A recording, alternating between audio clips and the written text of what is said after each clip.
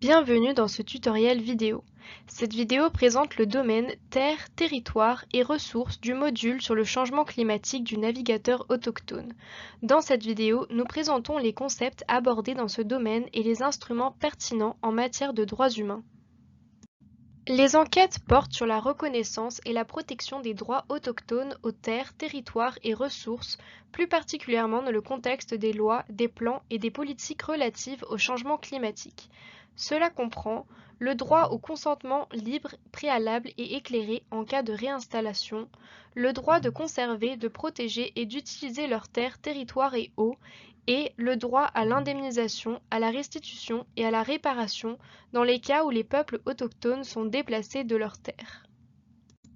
La reconnaissance de ces droits est essentielle pour protéger le droit des peuples autochtones à la terre et aux ressources naturelles contre l'exploitation en raison des politiques ou des mesures relatives au changement climatique, veiller à ce que les droits des peuples autochtones au consentement libre, préalable et éclairé, à une indemnisation et à des voies de recours utiles soient protégés dans les cas où ils soient déplacés ou réinstallés en raison de mesures relatives au changement climatique, veiller à ce que les États soutiennent les communautés autochtones dans la conservation, la protection et l'utilisation de leurs terres, territoires et eaux. La première catégorie porte sur la reconnaissance, la protection et l'octroi des droits inhérents aux terres, aux territoires et aux ressources naturelles des peuples autochtones. Les droits connexes sont reconnus en droit international dans les articles 25 à 28 de la DNUDPA et dans la Convention numéro 169 de l'OIT. Dans les projets d'atténuation du changement climatique, d'adaptation et de réduction des risques de catastrophes, les terres jouent un rôle important, ce qui entraîne une concurrence pour l'accès aux terres et leur utilisation. Les terres, les territoires et les ressources autochtones sont souvent menacés par des crédits carbone ou des projets de conservation. Pour cette raison, la reconnaissance et la protection des droits des peuples autochtones à leurs terres, territoires et ressources naturelles sont encore plus essentielles dans le contexte du changement climatique. L'article 26 de la Déclaration des Nations Unies sur les droits des peuples autochtones, DNUDPA, fait référence aux droits des peuples autochtones de posséder, d'utiliser, de mettre en valeur et de contrôler les terres, territoires et ressources qu'ils possèdent actuellement. Cependant, l'article 25 de la Déclaration des Nations Unies sur les droits des peuples autochtones a une portée plus large et stipule que les peuples autochtones ont le droit de conserver et de renforcer leurs liens spirituels particuliers avec les terres, territoires, eaux et zones maritimes côtières et autres ressources qu'ils possèdent ou occupent et utilisent traditionnellement, et d'assumer leurs responsabilités en la matière à l'égard des générations futures. Les peuples autochtones ont donc le droit de maintenir leurs relations spirituelles sur les territoires et les ressources qui ne sont plus en leur possession, mais qui possédaient ou occupaient par le passé. Les organes conventionnels relatifs aux droits humains tels que le Comité des droits économiques, sociaux et culturels des Nations Unies dans son observation générale numéro 26 et le Comité pour l'élimination de la discrimination à l'égard des femmes dans sa recommandation générale numéro 39 ont également souligné ces obligations dans le droit international. L'enquête nationale évalue si les droits autochtones aux terres, territoires et ressources sont reconnus dans la législation nationale, l'étendue de cette reconnaissance et plus précisément si cette reconnaissance figure dans les lois et politiques relatives au changement climatique. Les deux enquêtes permettent de surveiller toute violation de ces droits, en particulier dans le contexte des lois et des politiques relatives au changement climatique. La deuxième catégorie concerne les obligations de l'État de protéger les peuples autochtones contre l'expulsion et d'assurer une procédure régulière dans les cas d'expulsion liés à des projets et mesures relatifs au changement climatique. Bien que les mesures relatives au changement climatique puissent entraîner une concurrence pour les terres, les peuples autochtones sont toujours protégés contre l'expulsion et il doit y avoir une procédure régulière dans les cas d'expulsion liés à des projets et mesures relatifs au changement climatique. Cela doit inclure des processus visant à garantir le consentement libre, préalable et éclairé.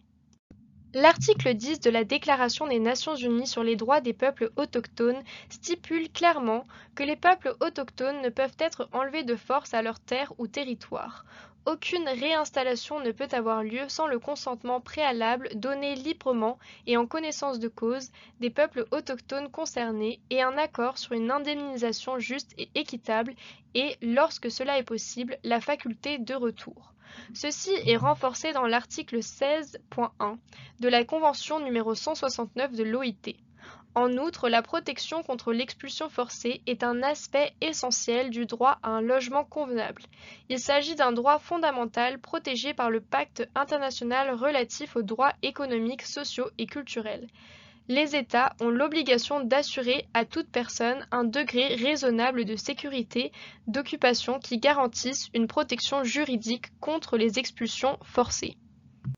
L'enquête nationale vise à déterminer s'il y a eu expropriation des peuples autochtones en raison de mesures et de projets relatifs au changement climatique sans consentement libre, préalable et éclairé.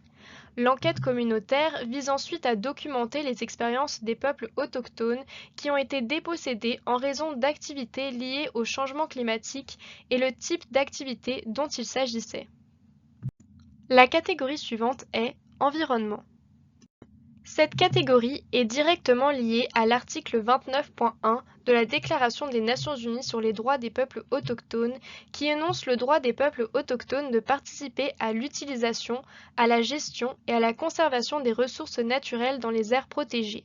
Par exemple, dans le contexte des mesures relatives au changement climatique, le stockage du carbone par la conservation est souvent utilisé comme stratégie d'atténuation du changement climatique. Cela peut mettre en péril les droits des peuples autochtones d'utiliser, de gérer et de conserver les ressources naturelles dans les aires protégées. Ces droits sont également renforcés dans des normes contraignantes. L'article 15.1 de la Convention numéro 169 de l'OIT, par exemple, énonce le droit des peuples autochtones de participer à l'utilisation, à la gestion et à la conservation des ressources. Les enquêtes permettent de déterminer si ce droit est reconnu dans la législation et s'il existe des mécanismes tels que des programmes d'assistance pour soutenir la réalisation de ce droit.